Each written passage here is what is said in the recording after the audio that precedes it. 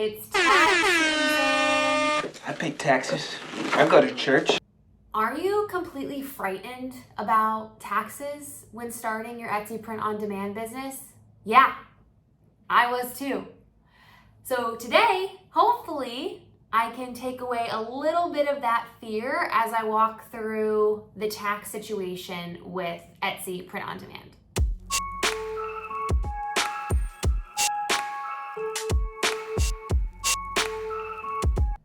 Now, before I get into it, disclaimer, I am not a tax expert. I am not an accountant. I am not an advisor. This is meant to be a recapturing of my knowledge on taxes, but not to be taken as actual advice. So do your due diligence before starting anything or paying your taxes, and make sure that you talk to a professional. Do not come for me. I don't want that energy. But I will share my thoughts, my knowledge, and my experiences so far. I was deathly afraid when searching for side hustles and even considering doing anything e-commerce about the taxes.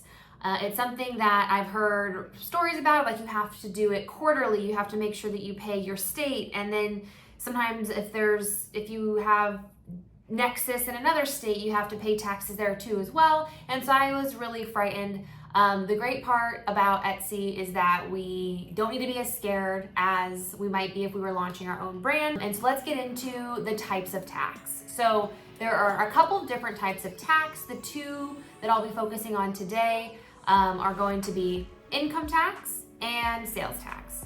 So sales tax is the piece of tax that your customer pays given where they live and what the state tax code is on a percentage of what your overall price is for that product. This is something that you cannot avoid paying if you live in a state where there is taxes that are due. But the great part about Etsy is that if there is tax to be paid from a sales tax perspective, they will remit that to the local authorities.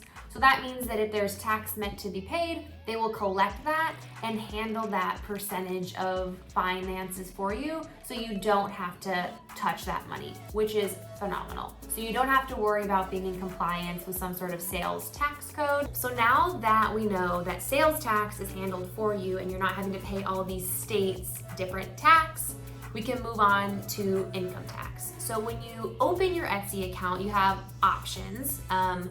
One of the main things that people ask is, do you need an LLC to run an Etsy account? Do I need an EIN number? The answer to that question is no. If you want to open up an LLC in your state, you can definitely do that. The benefits of that you can look up, but it's basically to protect you if somebody were to come and say, sue you. Probably very slim chances given that this is e-commerce and you're probably shipping t-shirts or something pretty minimal, but never a bad idea to have those protections. So choose what's right for you and your business, your small business.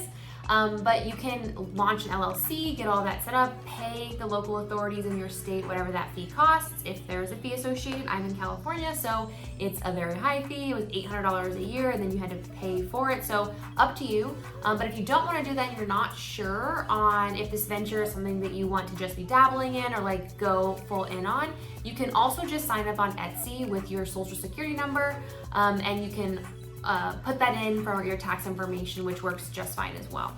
So let's say that you sell over the threshold where Etsy has to send you a document at the end of the year. They may have to send you a 1099 if you sell over, I think it's $20,000 worth of product. You are responsible, even if you don't sell that much product, to record all of your profits from your business. A couple of things that go into this are going to be deductions.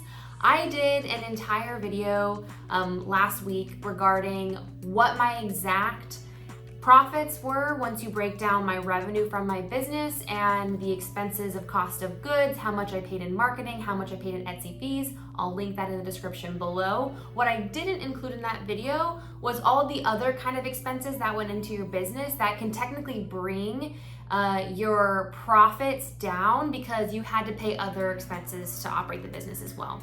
So at the end of the year, you're going to basically look, and hopefully you made money, and you're gonna say, okay, how much did I sell?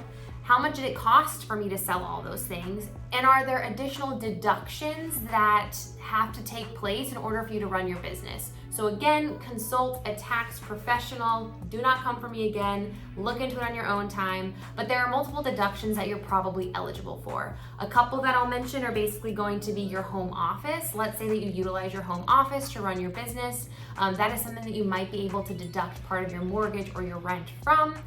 Internet, cell phone, utilities are all things that you might be able to deduct from your overall profit because those were things needed for you to operate your business as well.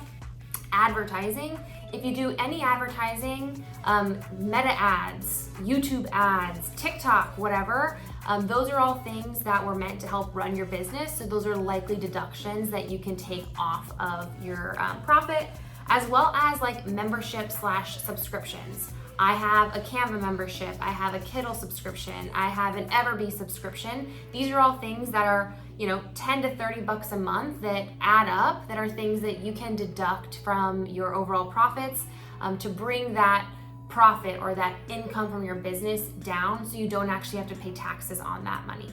So a couple of good things for you to kind of look into.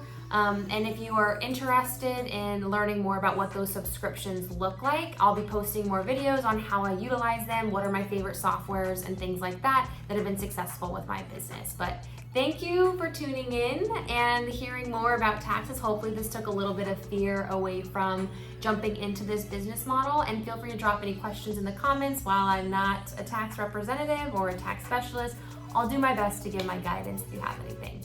Thanks!